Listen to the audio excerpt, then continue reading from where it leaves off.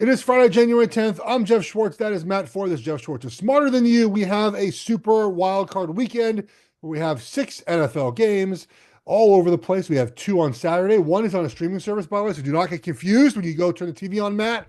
That game is not there. We have 3 Sunday and 1 Monday that got moved to a new location. A lot to get into today. Before we get started on that, we're going to talk about these fires in Los Angeles. Very quickly, want to give a shout out to the LA Fire Department, the Canadians for helping out, the inmates, for everyone who's helping put these fires out in Los Angeles. It is a task that I think people that are not from the region do not understand how difficult it is. And I commend them, Matt, for working their ass off, essentially. I don't know how else to put it, to get these fires under control. I'm from Los Angeles. The city my high school was in, or is in, I should say, is gone. It is burned down. You live in Santa Monica. My parents live 5 miles away from the fires, so I have sort of intimate knowledge about this. I've been waiting to talk about it, Matt, for a long time now, but I'm glad you are now safe. I know you had to evacuate a little bit, just like firsthand. I think it's your first time dealing with some Southern California fires. Yeah, great to see you. For everybody who's still dealing with this, which is a significant proportion of the Los Angeles population, Yeah, Geoff and I and Sam, who's our producer, who also lives close by, we're with you. And yeah. I don't know, my heart aches every time I think about anything It's really at this point. it, I'll tell you what, Matt. I mean, when this happened originally, I'm gonna probably cut you off a bunch on this show. I was texting to some buddies who went to Palisades High School, and like it felt surreal at the beginning, and I still can't even believe the way it happened. So there's no words to describe. I think the carnage. It's the worst natural disaster, or the worst fire, right? In I think the country's history. It happened in a dense population, and there's so many things about this that I think people are just either purposely getting wrong, Matt, or intentionally getting wrong. I went to social media the first night to just look at the updates. You can't get them on social media anymore because it's just flooded with conspiracies and bullshit and nonsense. And I'm just trying to find updates on if the fire is going to wipe my parents' house out. And luckily it wasn't close, but I'm just like trying to find information. So I saw a tweet early in the day that there was this fire on top of basically, so geography lesson here. There's like a mountain range, small mountain range that runs in like the northern part of Los Angeles, right? And like on one side is the valley, is commonly known. The other side is Pacific Palisades, Santa Monica, Pacific Palisades, Malibu. And there was a fire that started on those mountains, essentially, in the foothills, in the highlands. And it was blowing toward Palisades. And I tweeted out, like, this is going to be bad. And everyone who lived there said, this is going to be bad. And it got really bad, Matt.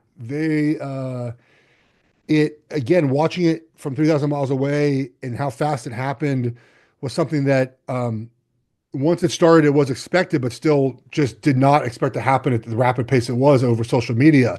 And there's so many things about this that just have frustrated me. And again, this is setting aside the fact that we feel obviously for the victims of this, like the Palisades, okay, Matt, is there are wealthy people there, right? Like it's a nice place to live. But a lot of places that in homes you're wealthy because you live in the Palisades, not because you're wealthy, if that makes sense. Like I see these comments on the internet, well, oh, it's a rich place. Sure, there are celebrities there. We've seen the stories, but like my friends who grew up there, like their parents are wealthy because they've had the house for 40 years. You know what I mean? Like it wiped out all of the Palisades. Like go look at it. It's gone. All of it. All of it's gone. My high school burned. Now it seems like we're going to be back at school soon there, which is great to hear. But like everything, my childhood, all that stuff, like gone. It's all gone. Everything I did in the Palisades, all disappeared. It's all gone. So many things here. One is that I keep seeing this, this idea of what caused it. Why was no one prepared? There is fire season in California. All right. It is not in January. Okay. It is in September, October. It is when the phenomenon of Santa Ana winds. Okay. What Santa Ana winds are winds that blow from the east to the west. Most often, winds blow from west to east, right? Off the shore. That's why it's so nice in Santa Monica where you are, like that little breeze, right? Well, in September, October, the winds shift for whatever reason. They shift east to west. And the Santa Ana winds tend to be drier. because they're typically after the summer months when there's no rain or precipitation. And so the San Diego winds are stronger typically because nothing to block them. They're just like sweep across. And they're warmer because it's no humid, it's no humidity because it hasn't rained at all. And they typically have happened like in my lifetime in high school in 2003. Like I had a football game moved, Matt, because we had like 3 fires around the high school, not around Palisades per se, but just around the city. And that's September and October. Like that is fire season. This is not fire season. Yes, they predicted Santa Ana's were going to be bad, and they were. I mean, they were blowing 100 miles an hour some places. But like this idea that everyone was unprepared for it, it just, yes, I guess, yeah, but like that's because there should have been. What January fires don't happen, Matt. It doesn't happen, and the one. I said again, once it started to you've been up to Palisades. For those who sort of, I guess, aren't really aware, there's basically one way in and out. Like it's not a place that gets saved quickly. Like it's like the letter D. Like the straight part of the D is PCH, Pacific Coast Highway, and then Sunset sort of like makes the circle. Now it doesn't connect on the other side, but like that's this community in the Palisades. And once it started, it was it. Like the fire was not stopping because of the wind. And I think people don't realize that. It just kind of frustrates me, Matt, the way people talked about this, because I understand the absence of answers that people turn to conspiracies and blame people, and you're angry. I get that. And I'm not saying that the California governor or the mayor of Los Angeles are perfect in what their policies are and who they are. But like this was going to happen at some point because of the conditions were perfect for it to happen. It had not, my dad texted me, said there has not been noticeable rain or measurable rain since May in Los Angeles. You could back that up. I'm sure you can. And then you have these areas of growth, and you can't just control burn like the foothills of the Palisades. Like that's not a thing you can do. You can't do that. No. So like it was a convergence of all the ingredients you need: dryness, no humidity, a historic Santa Ana wind season. It started in the spot that like you just can't get to. Then of course you can't fly the planes because the wind is too much. We saw a couple days later when the spot fire in the Hollywood Hills, the helicopters put that out immediately, Matt. Like so there's again it's this convergence of things, and I get that it's terrible, and trust me, again, the images and like I have friends, parents, houses are gone, livelihoods are gone, and the insensitivity, just the whole, man, frustrated just shut at me, dude. It's again, Californians are prepared for it in the season it's supposed to happen, not now. You can blame climate change. Yeah, it's getting hotter. Um, the no rain thing though, but it rained for 2 years straight during wet season. So like it's not like a thing that hasn't happened before that hasn't rained. Just this thing happened so quickly and so fast, and all the ingredients were there to make it bad. And that's all it was. It was unfortunate. I don't think it was arson for this Palisades fire, maybe the other fires. And I know they've arrested people for arson. So it's certainly possible other places that there have been arson. But the first fire, it happened, and it's it's just shit, man. Like there's no other way to put it. Yeah. Well said. Um, yeah, I've been surprised. I guess I haven't been super surprised by sort of the commentary that I've seen about things online. And yeah, I mean, I guess like, first of all, it's worth saying like this isn't over. And, No. as we're recording this, like the Palisades fire is still marching on. The Pasadena fire is still Yeah. marching on. There's a lot that could change today. There's a lot that could change over the weekends. Where do you This find? is You can't not find done. it, but you can't find any of this on this internet. You can't find nothing. There's no accurate Yeah. information because people are just spewing nonsense and like Yeah, it's and hard to follow. And there's been I want to shout out to people at Watch Duty, this app that everyone in yes, it's LA been has great. Yeah, downloaded. I never heard of that, and then suddenly like I find myself checking it all the time. Um, I do think, the conversation about like the government and all that stuff, I think it's probably best to save for another day, until this is all over. But I will say like the thing that I've been most sort of heartened by is, it's really easy to focus on, obviously the first thing that comes is the deep sympathy and yeah. sadness and grief for everybody. the thing that I've been noticing is there is a lot of coming together and kindness that Oh doesn't yeah, get reported because it's sort of never. just like not interesting. But I've communities like, you know, the community, the Palisades and the Santa Monica communities, but also communities of parents or friends of friends or my friend's neighbor and this and that. And we donated some of our son's stuff that he's outgrown Yeah, to someone who knew a family who lost their home, who has a yeah. 7 week old. And it wasn't a Jeez. direct transaction. This was not a person we'll ever speak to again. And the Yeah, person who received the stuff will never meet. And like whatever. That's not to say obviously this was all my wife who figured this out, not me. I deserve zero credit. We're not people, we're not like yeah, saints by any means, but what I'm more highlighting is like there are people really looking out for each other here. yeah, And it's the only way that we've made it through this. And that includes, you mentioned Canada sending firefighters, like people from around the state, like people, there are so many people who none of yeah, us will ever be able to thank for what they've done here to yeah, stop this and prevent things from getting so much unspeakably worse. And yeah, that's sort of like the only thing that's kind of kept me going is in some ways my confidence in humanity as a whole has gone up, even though some of these there's so much disingenuous and obviously some people who are trying to make things worse. But I guess in the spirit of just trying to move through this, that's been yeah. the thing that I've kind of held on to and I'm hoping to sort of put back into the world as best I can as well.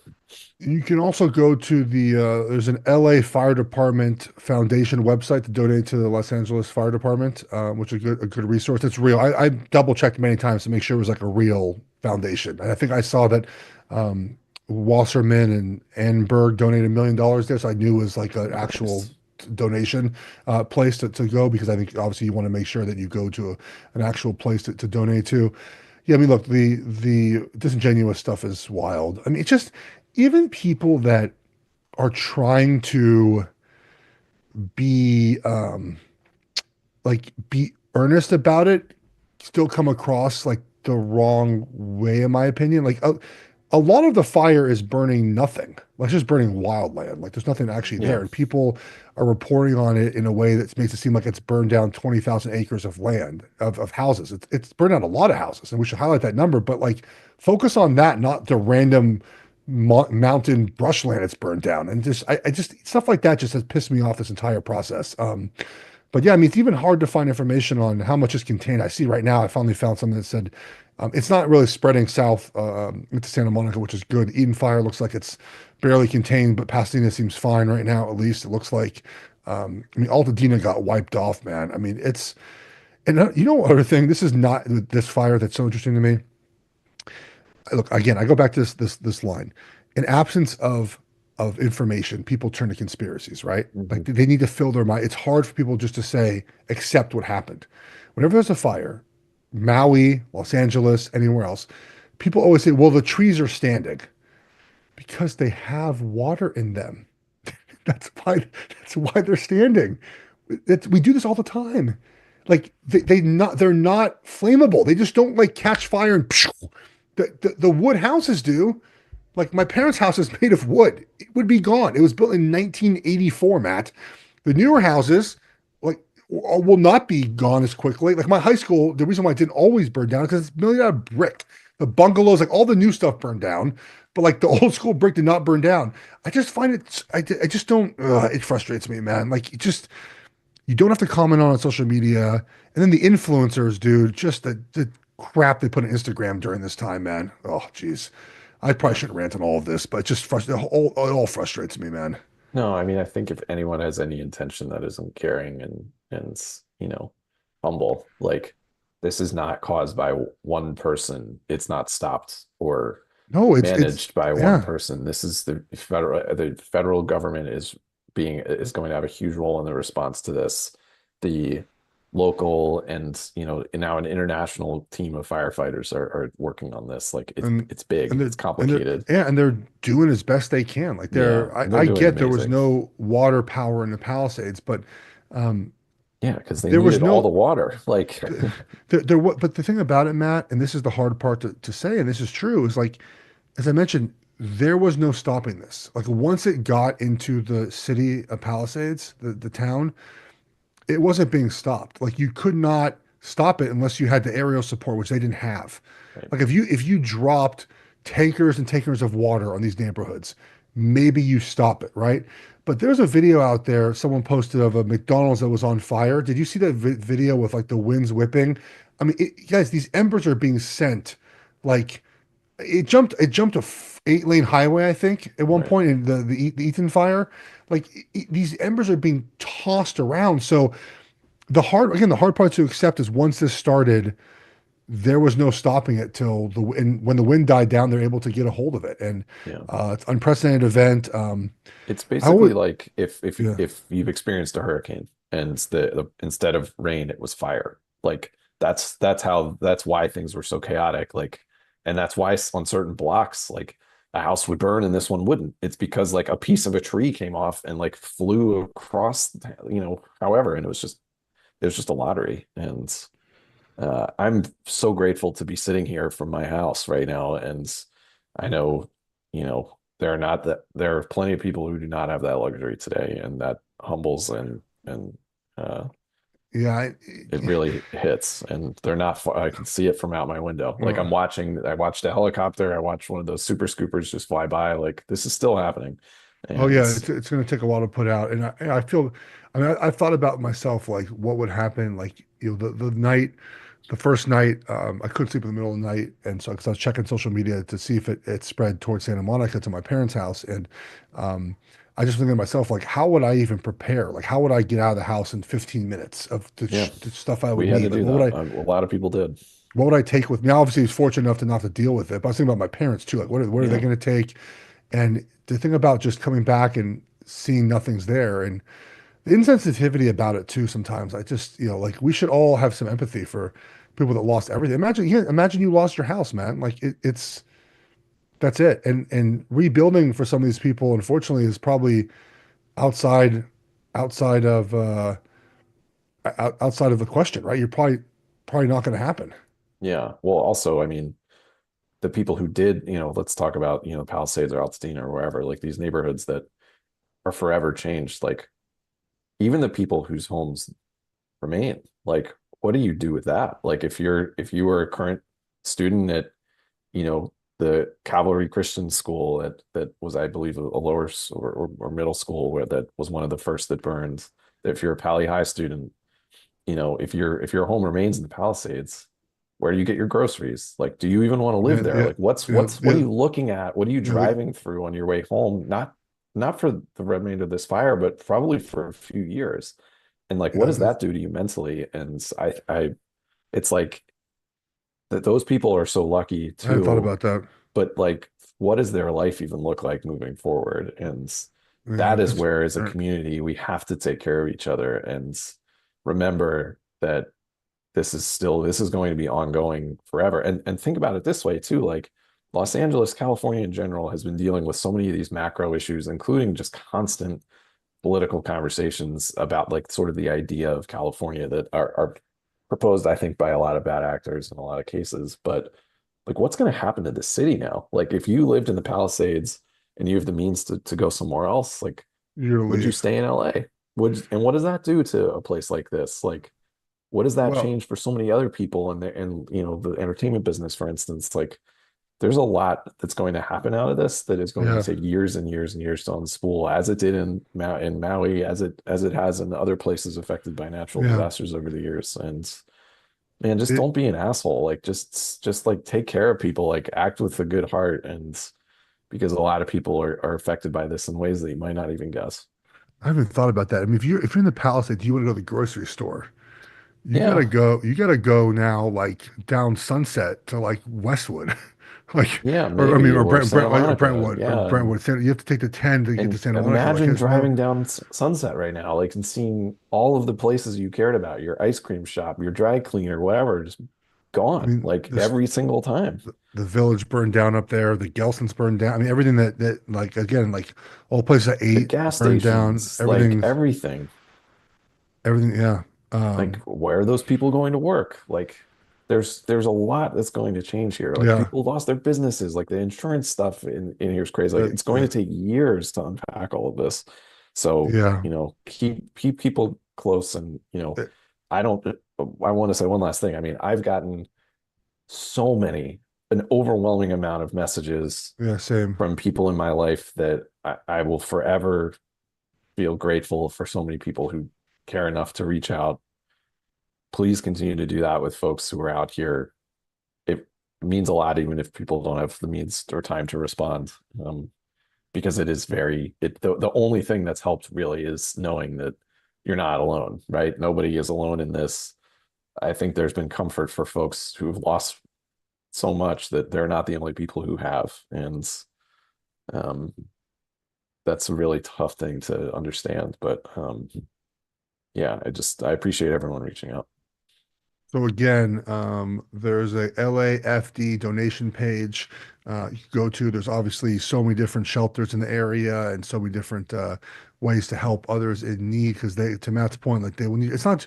We've focused a lot on the Palisades because that's where I was. But I mean, there's to your point, like there's a fire at Altadena right now in Pasadena that's not same people in the tax bracket that live in the Palisades that need help as well. There's fires north, and seems like for now we're good. I mean, the weather again next week's supposed to be bad in the same conditions again, Matt. So hopefully they're ready to go and prepared for that. So all right, I think we're done with this for now. We can text each other back and forth if we have anything more. Um, Yeah.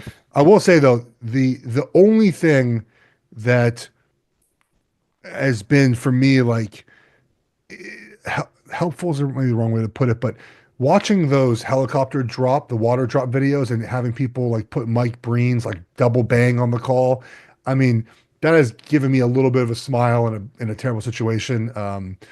Yeah, because otherwise it's been really hard. Again, I mean, I go to social media, I go on my Twitter right now. All I've done for the last 4 days or 3 days is look for this. It's not even on my explore page. It's not on my like trending page. I don't know what more I have to do to get information about where the Santa Monica fire is right now. Um, Yeah. to send to me. It's frustrating, but that's where we are with social media right now. So All right, Geoff, um, I want to quickly thank, I don't know if you're still watching, but our friend Dave Damashek was watching the stream yes. and wondered what you might have to offer from Charlotte and said something nice. So Dave, if you're still watching, thanks for Yeah, that comment. yeah, thank you. Yeah, I mean, again, being far away has been it's been tough. So yeah, I mean, what's crazy? I think I saw someone told me the high school is going to open up like in a week because it's pretty much fine. It looked like it was going to burn all the way down to the ground. It's hard to tell at night, the videos. The So people in this town, which gets a lot of shit nationally, are unbelievably resilient. And that's from someone who moved here and, is still learning about it. But you were talking before we started about how your parents handle earthquakes. yeah, Like the people who, that I remember even thinking, and I'm sorry, we'll move off this soon. I remember thinking about there was like that huge Malibu fire a few years ago and thinking about the people who were like still willing to live in Malibu, which is the, nightmare of factors that could lead to a fire. It's remote, it's incredibly dense with vegetation. But people live there and they understand the risk and they choose to do it. And I think that in a lot of the rest of the world, yeah.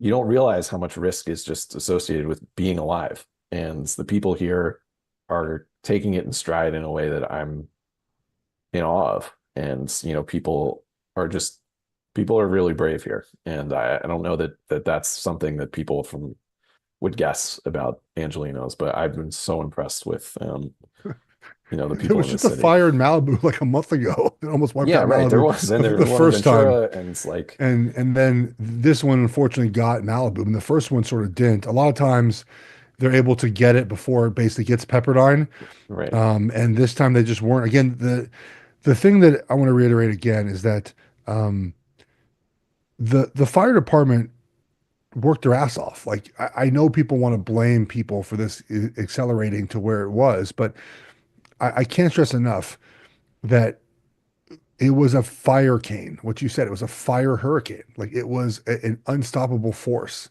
And luckily, the winds died down enough. I think West LA didn't really have many strong winds. I think that's why it was pushed back up. It started creeping down to you, right, Matt? And then it was sort of pushed back up the other direction where there's less houses, which is good, I guess, in a sense. So if it would have hit Santa Monica, buddy, holy shit. Yeah. Well, I mean, Uh, that's kind of what it felt like when the Runyon fire happens, which when we were watching, everyone was watching. It went from tiny and manageable to, oh my God, this could actually wipe out the whole city in minutes. And because that one is right in this, I mean, Santa Monica is dense. Koreatown is the densest place in Los Angeles. If the wind took it in a certain way, I think that was the big turning point. You're talking about the one in Hollywood Hills?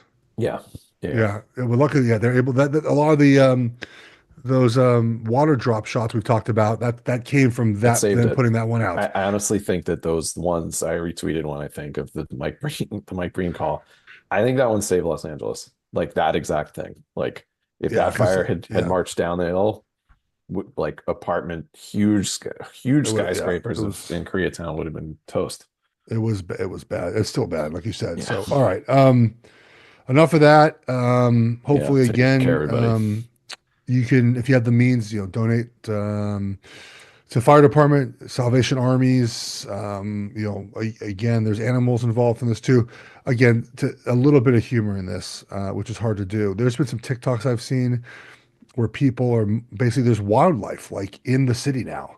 And people, there Yeah, was a video of a guy being like, "Hey, rabbit, it's Pico and La Brea. Like, what are you doing here?" like, because in those foothills, in those mountains, that mountain lions are up there. Like, there's a lot of animals they're kind of quietly hanging out that we don't get to see in Los Angeles because you just don't because of just everything around the city. So um, yeah, I hope it gets contained as soon as possible, which it seems like it's at least on the way for that, and then hopefully next week, um, you're able to not have anything pop up over another. Seems like some forecast at least there's a rough patch of wind coming again next week. All right, so um, let's get to the National Football League. We will maybe put in here, guys, Sam, someone, Matt. I know I'm not good at this type of thing.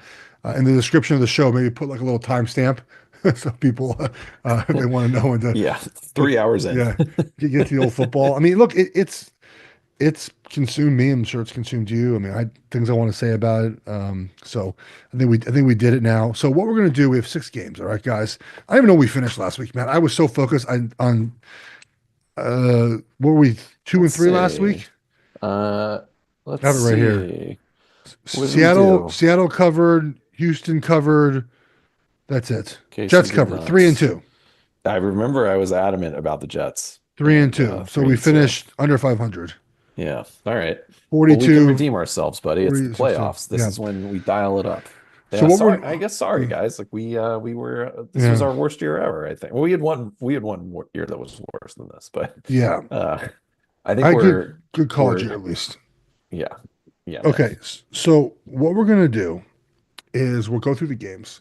We'll give ideas on what side total we like, prop, anything like that. And then at the end, Matt, we're going to list our 5 favorite wagers for each of us.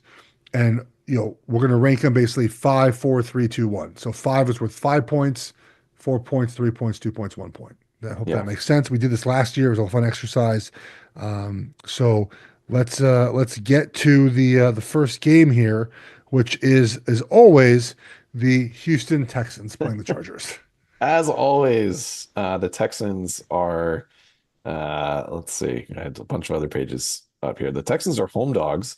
They're getting 3 points at home to the Chargers. Yeah, go ahead. Why don't you just talk and I'll fill in and then most of my Um, thoughts will come in during the draft part. all right. So why are the Chargers a favorite by 3 points? I mean, it's the Chargers, Matt. You know what's funny about this game too? I'm actually a little bit rooting for the Chargers to win because I cannot wait to take the Chiefs next week as like the sharp play because everyone will be on the Chargers next weekend Hmm. if the other games go as they go. Look, the Houston Texans have not played up to potential this season. We know that, but I am concerned about the Chargers' ability to execute a passing game in this contest, Matt. Um, it is Len McConkey heavy, obviously. It's tight end heavy, fullback heavy.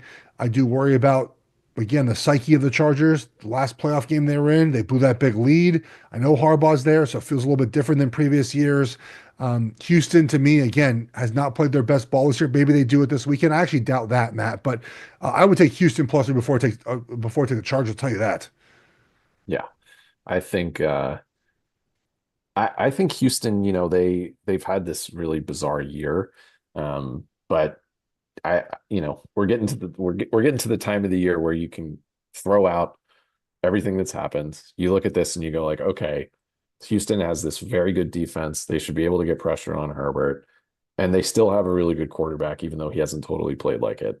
And I think the total on this game, I think, is still the lowest of the weekends, even lower than the Steelers Ravens game, which obviously everyone's going to be taking the under in that. This is now under the key number of 43 at Yeah. 42 and a half. So people are expecting a bruising game here. That's probably likely. And in that case, if it's going to be like a low scoring tight game, like I don't know why you wouldn't take the points at home Yeah. with probably the quarterback I trust more, maybe. Um, so yeah, I'm buying this one for Houston. I think this is a really good test for everyone's favorite team, the Chargers, and your guy Justin Herbert. Like You, the you, favorite, you I love how win much it. you just dislike him. It makes me so happy. I don't dislike him. I just don't buy him as Oh, I know. as I good as know. people say he is. I can just pull up a year's worth of text messages from you about Justin Herbert. What do you When have call him I been again? wrong about it? What do you call I him? call What him do you call empty him again? calories. Empty. There we go. Empty calories. It's Yeah. like you can fill up on donuts all day. I You wish I will had some not empty die calories. because you will have the amount of calories required to live, but it will not give you the nutrients that you Sounds like the way need. my son eats, just empty calories. I'm like, buddy, can you have some protein, please? Yeah, Enough that'll work donut, until one enough day when it donuts. won't. Like and for your son, that'll be at some point in his 20s or 30s, as it was for me. And for Justin Herbert, that seems to be any time that the game matters. So that's kind Uh, of how it works. I haven't got any Um, Rita's emails lately, by the way, from the ice cream shop I went to in Santa Monica. Shout out to So Rory's. Rory's not Rita's is in Charlotte. Okay, Rita's is so everywhere, buddy. again, we will go over our favorite bets at the end of the show. I will not have one in this game. I will have a couple in the next game, Matt. So let's talk Okay, about the great. Steelers and Nice. Let's do Ravens. it overall then. So the next one is the third matchup of the year. That Chargers Texans game is at 4:30 Eastern, 1:30 Pacific on Saturday. This one is at 5-8. Steelers Ravens, 9.5 points for the Yeah. Ravens. Shocking number in this. So this is the game that's on Amazon Prime, I believe, by the way. So if you go to your TV and you look for the game, it's not going to be on. Look at Um, us helping people out. Helping people out. I'm gonna lean back now. I'm kind of tired of sitting forward. It's been too many minutes now. Um, so for those who are watching on YouTube or on social media, I'm now leaning. I'm like at Passover dinner. I'm reclining in my chair.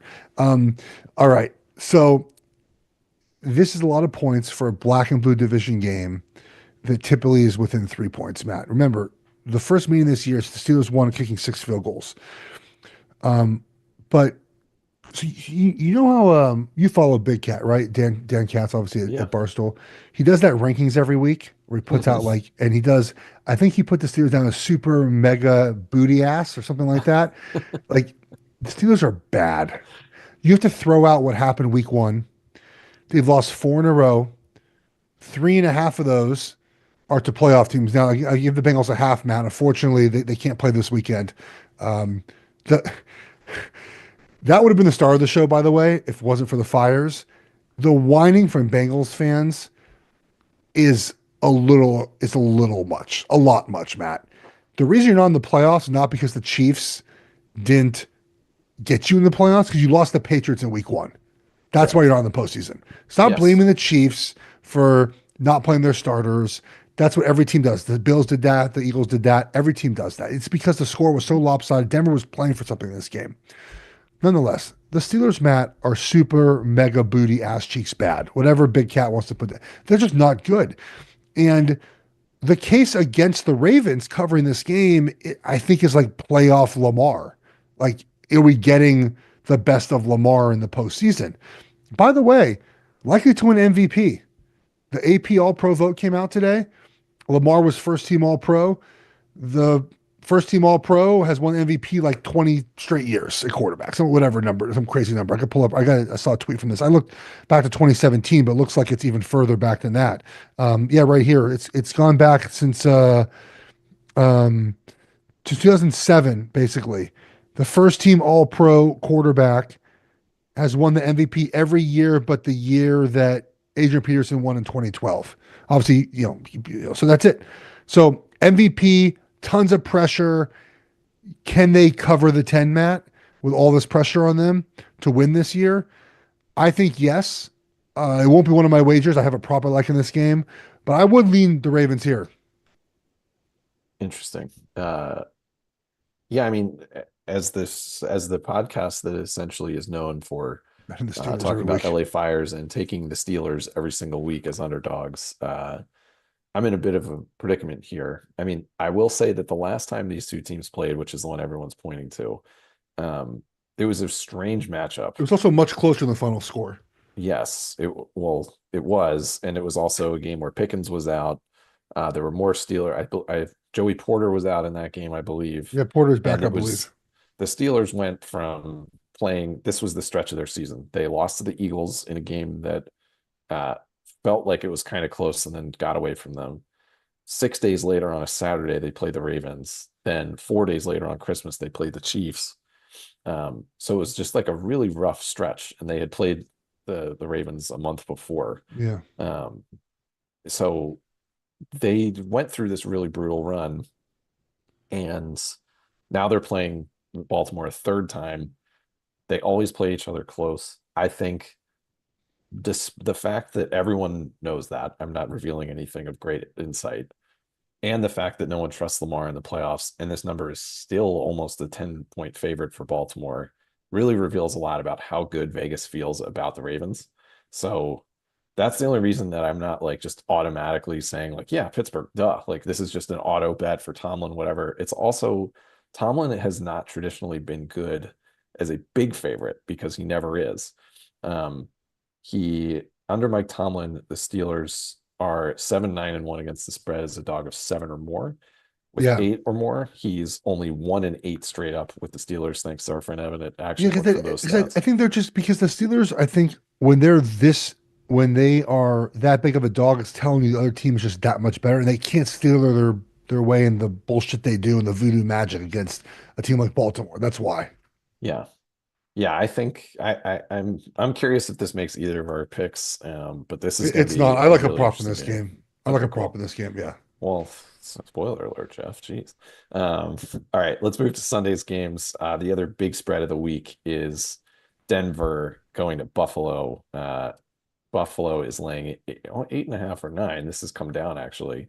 A lot of people have faith in this Denver defense, which is why this one I think is where it is. Curious where your thoughts Oh are here. man.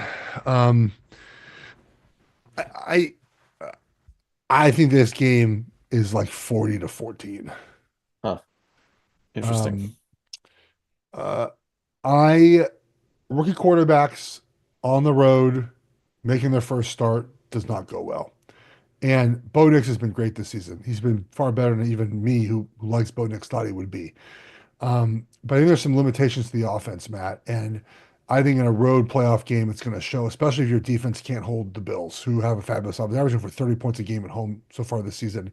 Um, and I think the limitations of sort of the Broncos offense cost them early in this game as Buffalo gets out and plays their best ball and whatnot. So I'm not taking Buffalo on the spread. I think I have one wager against the spread, like on the side this entire NFL weekend, which is kind of funny. Okay. But there are two props like this game. I think both quarterbacks have to run the football.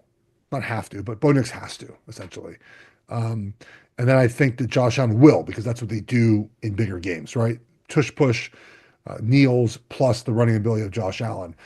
I don't think, Matt, I don't see the Broncos defense keeping this close for that long. I just think the offense is not going to help them out at all. It's really going to hurt them. Yeah, I think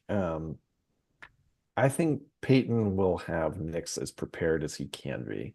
I Yeah, yeah. agree with you that this is the game that if any of them get totally out of hand, it does feel like this would be the game. Yes. Um, I think Yeah, this is the game I feel I have the least feel for. I think Denver is, like a lot of people are saying about the team I follow, that they're a little bit of a mirage. Now they're going to go into a really, really tough environment and possibly get their asses kicked. Um, but yeah, this is a big number, and if Buffalo were to start slow, and if they had to come and play from behind, I still think they would win. But Denver's defense is very good. They should be able to, scheme a few things out of Buffalo's hands, I would think. But this I feel like is the game I feel least confident in terms of the spread at least. Yeah, I mean, this is, I think, these games are sort of out of the teaser zone map, but they sort of are in the teaser zone. Like you just can, oh, Bills win by 3.5. You know what I mean? Like that Yeah. feels something to do. Even if you want to, I don't recommend paying more on, 7, 8 point teams. I guess you don't pay more, you pay less, but you got to put more teams in there, right? I wouldn't be opposed to that exactly, but it does feel like this is a teaser opportunity here. Yeah, that they're begging you to, which is kind of worrisome. Just have Um, it's just to have a better number, right? Like it's not that you're yeah, not going through the key numbers exactly, but just to have to have a better number. yeah. All right. The 4:30, 1:30 game on Sunday is Packers Eagles. This has really scooted up. This was 2.5. Now the Eagles are Uh, 4.5. I even see a 5.5 out there. So that must mean good news for Jalen Hurts. yes, he is in. They have Yeah. said, So man, that's no surprise, but curious that the number moved that much. I guess I they were should have hedging in case he wasn't playing with I these should points. have I should have bet this Yeah, at me whatever too. 3.5. It's now you just can't do it in my opinion. I like the Eagles in this game, Matt. They're well rested. Um, I no Christian Watson for the Packers. Um, no, Love a little beat up, right, with the hand.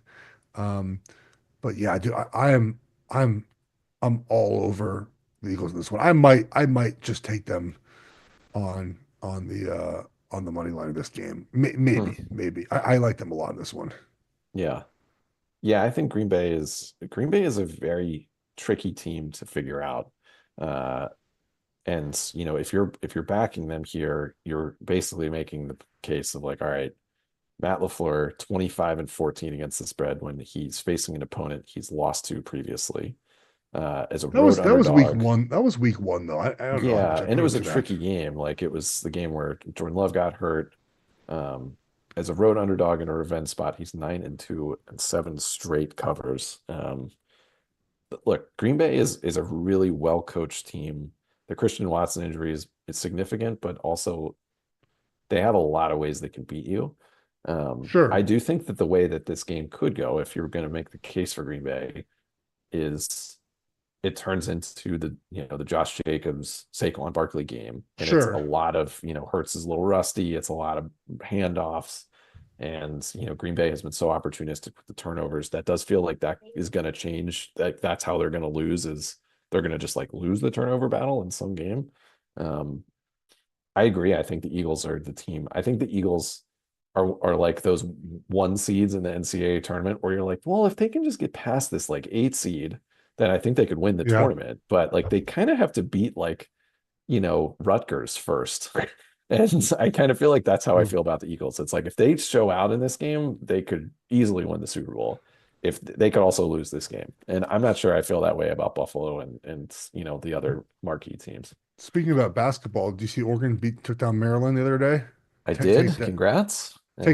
four-point win for the old Ducks And after then Illinois with scored like 110 on us the game before. the game then the other night, I was evacuating at our friend Gabe's house, and the he was watching the USC women's team beat Maryland, and his kids were making fun of me. And it was, it's just been a really just Well, nice I sports mean, as week. we know, you are a big Maryland Terrapins lady. Are they the lady Terrapins? I would imagine. No, I think we're just agender. I think we're just, Oh, they're not we're because just all turtles. because some like some of the schools have like the Lady Vols, right? Like they have like they like tag on like um so you're just the turtles for. Have you ever had terrapin stew? By the way, I've seen that before in Maryland. I've never eaten a turtle. Have you? No, Is I'll this a try real anything. thing, or is this like a Okay, like when I sweetbreads are not bread, nor are they sweet. Is it that kind of thing?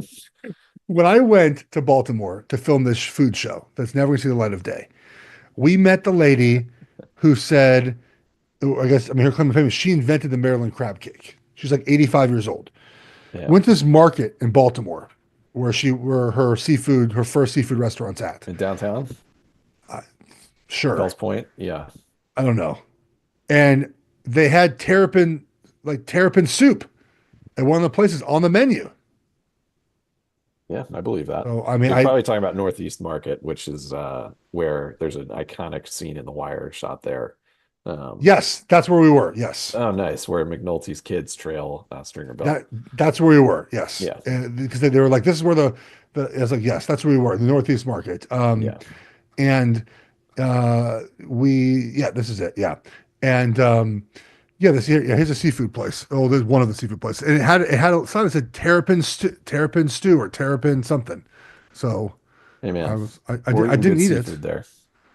Oh, We're it's delicious. Yeah, the food was delicious. But so back to at hand here. I would consider Eagles. You can't. It's the point. You have to just put them in the money line parlay or something at this point. yeah. But there is a prop. Again, we keep teasing this. There's a prop I like for this. Oh, jeez. All right, cool. Ah, We'll get homeboy, there. so excited. There's a Uh, prop that I like in this game. And I guess now two more games to go before we get there. yeah, the most important one of my weekend is Commanders at Bucks. The Bucks are 3-point favorites.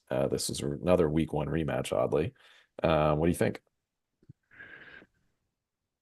Um,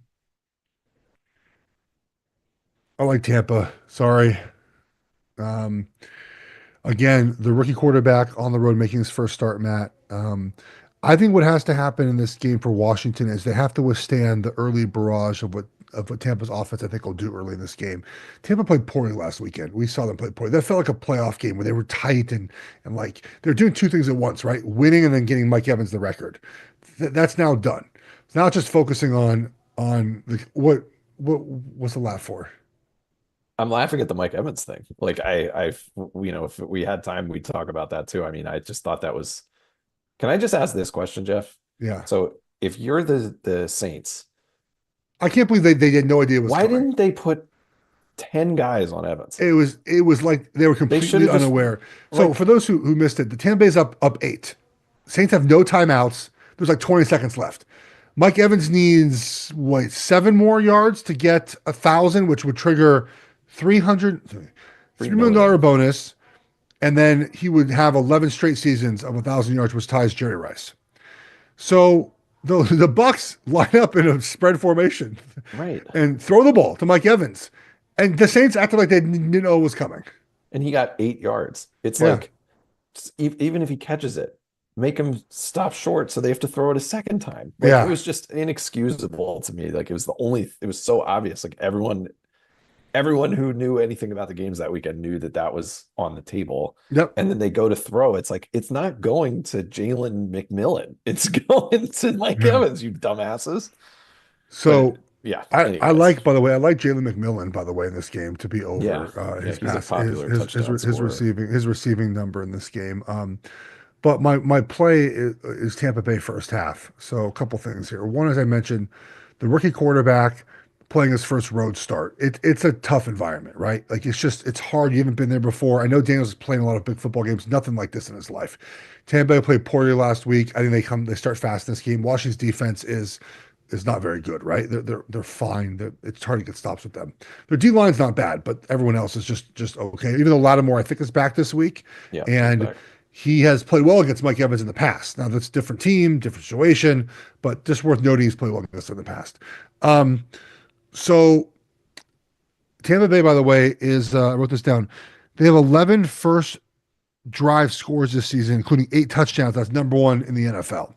Like they have just started fast this year, and I think that they're going to start fast in this game, Matt. And I like Tampa Bay to play in the first half really well. Now they might come out. Washington might sort of get their skis under them at some point and play better down the stretch as Jane Daniels is sort of unburdened with the pressure, maybe a little bit of the situation. I think Tampa's running the football has to be a big part of what they do. So look at props maybe that direction. But I think Tampa does beat Washington here, and then probably covers. Yeah. I'll save my thoughts on this till we make the pick. Okay. The next game in Arizona, unfortunately, for everything we mentioned, the Rams are, I guess, sort of hosting the Vikings. The Vikings are 2.5 point favorites. Yeah. This one is totally split. The bets and the money are right down the middle here. Um, I liked this a lot more for the Rams as home dogs. Yeah. Same here. This is interesting though. I'm curious where you land on this one. So I love the Rams when they were playing at home, and but the other thing about it, Matt, like home field advantage is not a thing that they have in Los Angeles. So does this really change very much moving to Arizona? No. I don't think it does. Um, the Vikings are just in an emotionally bad spot, right? They lose this game where Darnold played. He was terrible, Matt. He was so bad. And can you make the argument that if he plays better, then their minds, they think themselves, oh, plays better this weekend, we'll go play them again and we'll get him absolutely. But they go from the 1 seed to the 5 seed to playing a rested Rams team. Also, the Vikings like to pressure a lot. The Rams, Matt Stafford's good against pressure. He's good against zero pressure. He's good against teams that disguise coverages. I just like the Rams in this game, the way they're healthy. They're we know they can score. I trust their coach and quarterback more. The KOC's a good coach. Then I trust Darnold and KOC. Um, the mental part of this game, I like the Rams, Matt. Yeah, I do too. When these two teams met the first time, the Rams won. The Vikings this season have lost to the Lions and the Rams. So interesting that they're playing them here, and interesting, well, it's Yeah, possible that we could see Stafford again and Detroit, but that was almost a matchup last week. Um, the This was also a game. It was a short week for the Vikings. I think they maybe had played Monday night, and this was the game where Puka Nacua was like a surprise active. So that was a really interesting game when these first yeah, two teams met. So if you're making the Vikings case, it's the situation. It's also like cool. They kind of got the monkey off their back with the lost teams that lose after like a 7 game win streak, I think are undefeated the first week of the playoffs when they play after that. So there's a lot of good trends to back the Vikings here. I will not be doing that. And the Rams are a team I'm very interested in for our upcoming draft. Tease, segue. You want the first pick? well, it doesn't matter. We're not I mean, Geoff, we've drafting. made it in the past in our history. We've made a hit show about a fantasy draft of sports bets. So maybe we could just follow that exact format. But we have to pick though. The problem is we have to pick like we all have to pick the same 10 wagers, and we have different ones. Okay, I'll go first. Yeah. So we're doing my best bet. We're going best bet first, or we're just putting them like Yeah, sure. Do your best okay. first. I like Tampa Bay first half minus 2.5. That's my 5 point play this weekend. I Okay. mentioned it. Tampa starts fast typically. I like them off of kind of a dumb, shitty performance against the Saints, for lack of a better term. Commanders on the road, rookie quarterback. I think Tampa starts. I'm not sure, Matt, that Tampa guarantees to win the game, but like I'm gonna start fast in this game. Okay. I like that. My 5 pointer is going to be Houston +3. I like them to probably win this game, but with the Harbaugh sort of magic, I don't mind getting the 3. I think at the end of the day, the Texans did sort of get a bye last week. Like Yeah, they had a nice showing, and they got to rest some of their starters. The Chargers this year have been a team that, I first of all, I think this is a really bad matchup for them. Like the Stingley factor, he's either going to erase Johnson completely, which like isn't that hard to do, but like when you realize that this offense is Dobbins and McConkey going again on the road in the yeah. playoffs, you get a little bit less scared. The Chargers also, like, just for the record, have had a really strange season. Their best win was the Broncos, and then their next best win, I think, was either the Falcons or the Bengals. And the And the Falcons game Falcons they played should have terrible. Oh lost. my God, it was so bad. But their wins again, like other than Denver, the Saints, Browns, the Titans, Bengals, Yeah. Falcons, like the Patriots, the Raiders. Like they have not shown it. So I don't mind catching points with CJ Stroud at home. Let's give it a shot. I know he's going to be under duress all day, but I of all the bets this weekend, that's the one I like the best. Sorry, my dog is very excited. He thinks he likes Stroud. He likes Stroud too. Doing this live is not always the most fun. This is Let the me whole close my door. point. Yeah, I'm going to let Geoff vamp for a little bit here.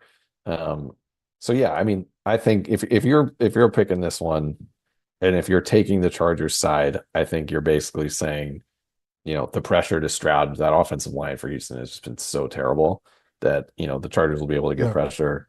They'll be able to get some Jeez. turnovers. But I think if you're doing that, then you Yeah. should probably look at the total too and probably take the under, Yeah. which is another way to play this one. Okay. So thank you for the filibuster. You're just a true professional. All right. My four-star play here. There is juice on this wager, so it's up to you if you would like to lay it. I'm fine doing it. I like Saquon Barkley over 1.5 receptions against the Packers. Again, this is going to be minus 170 at this point. It was 150 yesterday. It keeps rising, Matt. The Eagles, focus so much on Barkley trying to break this record that they've basically not used him very much in the passing game. I think that changes. I think in a playoff game against the Packers blitz, against the way the Packers want to play defense, Barkley in the receiving game, that, in my opinion, is going to be a big part of this. It's 1.5. I mean, he had two receptions. Let's see here. Yeah, I mean, look. So he started the season with two targets, 5, 4, 4, 4, 2, 3, 1, 4, then 1, 3, 4, 4, and then the last 4 weeks, 1, 2, 1, 2. Like they didn't use him. They're going to use him in the playoff game. So Barkley over 1.5 receptions, please. Interesting. That seems like a very sharp play. Um, for my next pick, Geoff, I'm going to take Pittsburgh in the points. I think the 9.5, if you can find a 10, maybe it's worth paying a little bit more for it. Look, this is just one that I'm just not going to spend a lot of time explaining because the reasons are pretty simple. This is the third time these two teams have played. The last game was a bit of an outlier, both in the series and just Pittsburgh's season. I think Pittsburgh had a really brutal stretch of schedule. This is a game they will get up for 100%. Their goal, the way that Pittsburgh wins games, is slowing it down, Yeah. running the ball. They even said, Tomlin this week said something about like their goal is to win time of possession. So it's going to be a lot of Najee Harris. It's going to be a lot of like just keep everything in front of you. I also think Zay Flowers being out and Joey Porter being back in, huge impact. Like we're talking about the Ravens offense. It's going to run through Mark Andrews. That's fine. And Rashad Bateman along with Derrick Henry. And I think Pittsburgh is going to be very content to let Derrick Henry, have to run through a very difficult defensive front over and over. So I think this is just going to end up being a close game, as all of these are, and Baltimore will win. But I do like catching almost 10 points with Pittsburgh. Yeah. It's tough to stomach, I feel like. Yeah, it's not great. But yeah. All right. My third play. Jalen Warren over 21.5 receiving yards, Matt. Steelers backup running back. I don't know what you want to second string running back, third down running back. He started to become a big part of this offense. And then last week they just didn't use him at all. I don't know why. I thought he was hurt. He is the third down back. He is their screen back. He's the guy that Wilson throws to in sort of the 2 minute drill right when he's in. He's their fourth leading receiver. That's not great. I mean, he's the fourth leading receiver. Again, receiving 41 yards and 44 yards before the 0 yard game last weekend. He's at a 25, a 55, a 19, and 27, and 29. I like him in this game, Matt, to be the outlet for Russell Wilson on third downs. I like him in a screen game. I also took a Jalen Warren over longest reception of 10.5. So I like Warren here over 21.5 receiving yards. Interesting. You've got really good angles on this, and it's hard for me to come up with a reason to push back on you there when you're talking about the rotational running back. All right. I've hit this a lot this year. It's been nice for me. All right. Well, Geoff, for my next one, I'm going to make a pick in the Washington Tampa game. I'm going to pick a side, and I am unfortunately going to be picking Tampa. I think this is a really tough Tampa. I'll lay the 3. I'm not rooting for this. I'm rooting in fact for me to lose this bet, but I do feel this is a really tough matchup for Washington for a couple of reasons. The first is that the running game for Washington has evaporated. Brian Robinson has just not looked like the same guy from multiple injuries, but for whatever reason, Kingsbury is stuck with him, even though there's some lower, lesser known guys who have played pretty well. I think the Lattimore thing is big, but the thing that Washington can get beat by is the running game. And so I kind of feel like this is the game where Bucky Irving introduces himself to the world a little bit more. I think, Tampa has a lot of ways they can beat you through the air. And Baker, in the past, like he's made the playoffs twice. He's won each of the wild card games, and last year against the Lions, tough game where he hung in there. I think Baker's going to be ready to go. I think the other thing with Washington is like Washington, everyone's talking about, oh, they're the fool's gold or whatever. Like, yeah, their roster stinks, and they have absolutely maximized everybody they have on it. And Jaden Daniels has been, in my opinion, almost at an MVP level this season, just the way that he's carried this team. So He's been really good. Yeah. there's no shame in going down to a team that is as good as the Bucks, who I think are now back to being underrated, with no running game and one receiver. I think Jaden Daniels is going to have a hard time. I bet it'll be close, but I do think Tampa wins. Yeah. I tend to agree with you. I always have Tampa first half. So I'm in there. All right. My next one is going to be you can't parlay these, but I don't think you can. I'm trying to decide whether I want to take Bo Nix or Josh Allen over rushing yards.